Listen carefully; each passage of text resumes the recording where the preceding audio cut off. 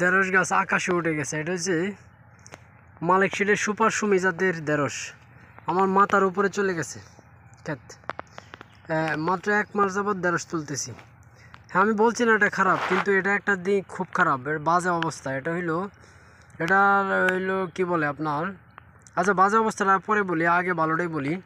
এই গাছের যে ফল হয়, এই ফলের চাহিদা বাজারে খুব ভালো। এই ফল হইলো আপনার বাজারে ব্যাপক চাহিদা।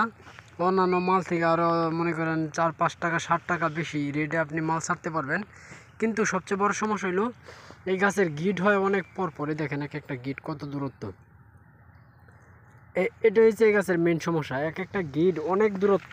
এই দেখেন এক একটা গিট কত দূরে দূরে, যে কারণে ঢেঁড়সের গিট হইতেও 2-4-5 আঙ্গুল পরে। এবং ওই যে যেমন আমি এখানে নাম এই বলে দিই, সিনজেনটা দেখবেন একদম পাশাপাশি গিট, একদম একটার সাথে একটা গিট লেগে রয়েছে, একসাথে সমানে ফল ধরছে। কিন্তু এই মালিক শিডিউল আপনার গিট এত দূরে দূরে গিট। এই মাত্র হইলো আমার এখনও 1 মাস হয় না, এমন 28 দিন হয়েছে, 27-28 দিন হয়েছে ঢেঁড়স ভাঙতেছি। এগুলি হইলো একটা অবস্থায় চলে গেছে। দেখেন কোথায় গেছে, দেখেন আমি দেখাই, ওই যে আকাশে চলে গেছে একটা শীষ দেখেন আকাশে চলে গেছে। এরকম আরও আছে, দেখেন এই যে এগুলি আকাশে চলে গেছে।